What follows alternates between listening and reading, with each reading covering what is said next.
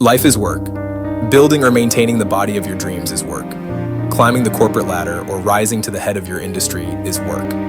Maintaining your social relationships and keeping your family happy is work. Everything in life you do is work. But work is good. Many people dislike the idea of work, but that's because they have a bad relationship with it. However, if you watch this video until the end, you'll discover the step-by-step formula to enjoy work more by knowing how to work more effectively. And by working more effectively, you'll see your productivity and output improve exponentially.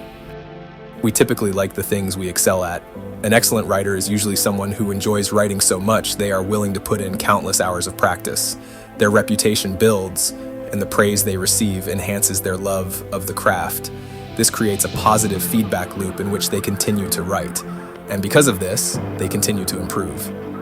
If you enjoy your craft, it's nearly impossible to be bad at it.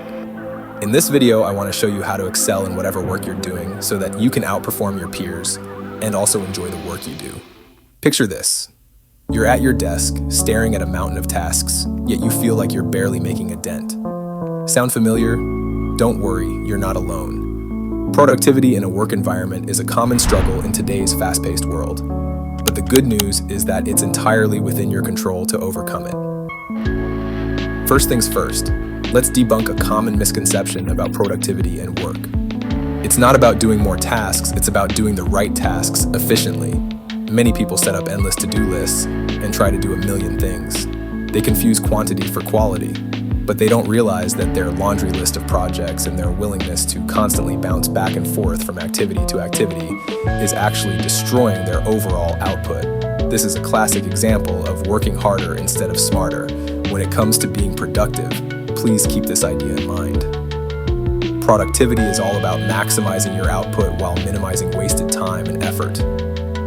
One of the most effective strategies I've found for boosting productivity is the concept of most important tasks, or MITs for short. At the start of each day, identify the 1 to 3 tasks that will have the most significant impact on your goals, and prioritize them above all else. This simple yet powerful technique will keep you focused on what truly matters. The mistake that most people make is tackling projects or tasks at random. My recommendation is to take 10 to 30 minutes one day and list all of your goals and projects that you wish to accomplish in the next 1 to 5 years. From there, circle the 1-3 goals that will generate the most progress in your life. For example, imagine you're a young man who wants to look like a superhero, make a lot of money to travel, and find the perfect partner. While these are all excellent goals, based on where you currently are in life, these goals likely have an ideal order of operations. Sure, you could look for your ideal partner before getting your ideal physique or increasing your income. However, perhaps making more money would be the best initial goal to accomplish. With more money, you could afford to spend more money on your diet and a gym membership, which could lead to you being more attractive to your ideal partner. And of course, with more money comes the ability to do more elaborate activities or dates. Again, this is just an example. And the exact order of importance when it comes to your goals will be based entirely on your intended outcome in life. However, this strategy is something to keep in mind. The next step to consistently maintaining your productivity and ensuring your goals get accomplished is to structure your day effectively. Do you ever feel like your day slips away from you? Do you ever wish that you had just a few more hours in the day? Time blocking is a game changer, and it will solve the problem of feeling like you never have enough time in the day. Schedule specific blocks of time for different tasks and stick to them religiously. Whether it's answering emails, working on a project, or taking a break, having a structured schedule will keep you on track and prevent distractions from derailing your day. My recommendation is to schedule your top 1 to 3 projects each day for the following day. Break the goals you have down into micro steps and plan to do those micro steps the following day for a set duration of time. Select a time where you're free and the time you have is appropriate. Then, when the time comes the next day, get to work and don't allow yourself to get distracted. For example, if your goal is to work on a proposal for a company you're trying to form a deal with, set aside 1 to 3 hours the following day to work on the proposal. Pick a time when you'll be able to work free of meetings and in a location that you know is accessible. Give yourself time before and after your block sessions to act as a buffer. This prevents dedicated work sessions from overlapping. Personally, I like to work on my hardest and most demanded tasks in the morning or as early as possible. Then, as the day progresses, I like to work on my least mentally demanding activities. This is the same strategy that the multi-billionaire and founder of Amazon uses to continue growing his businesses. When it comes to time blocking, Jeff Bezos has said in the past, I like to do my own work as early in the morning as I can. And that's because I'm freshest and most focused then. I get up early, I go to bed early. I like to putter in the morning. I like to do my high IQ meetings before lunch. Anything that's going to be really mentally challenging, that's a 10 o'clock meeting because by 5 p.m. I'm like, I can't think about that today. Let's try this again tomorrow.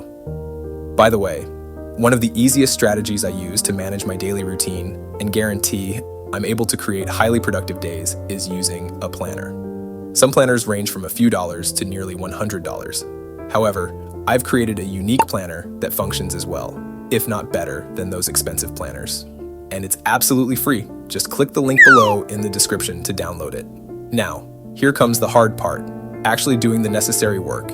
It can be difficult to focus. Everything is out to steal your attention, from social media notifications to friends who aren't interested in your goals.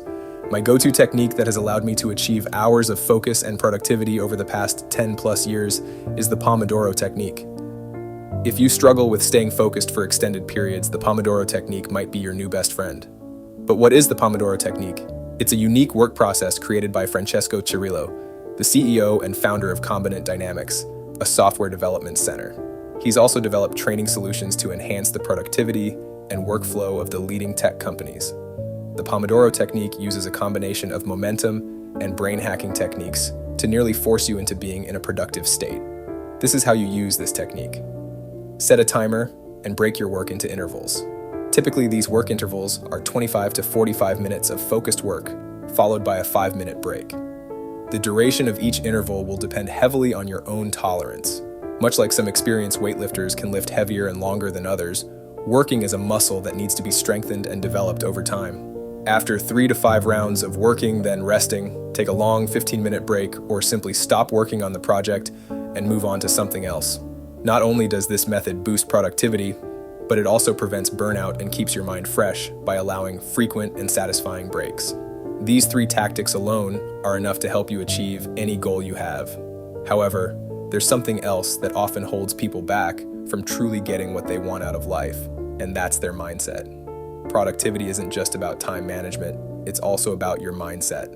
Adopting a growth mindset, where you see challenges as opportunities for growth rather than obstacles, can significantly impact your productivity. Many people talk themselves out of their dreams. Perhaps they had negative friends or parents constantly describing what they can't do based on their own experiences. Or perhaps the distance between where someone currently is and where they'd like to be seems too great to achieve. Believing the worst and doubting yourself serves no benefit, and it's often in our own heads that reality is distorted negatively. This idea has been passed on from high achievers for centuries.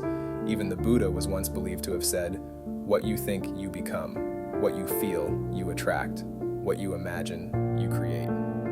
Your ability to do something is largely based on your belief in your ability. Always remember this. Finally, remember that productivity isn't about working yourself to the bone. Rest and recovery are essential for maintaining peak performance.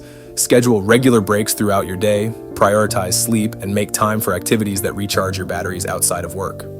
Years ago, I used to believe that productivity involved endless activity and virtually no rest.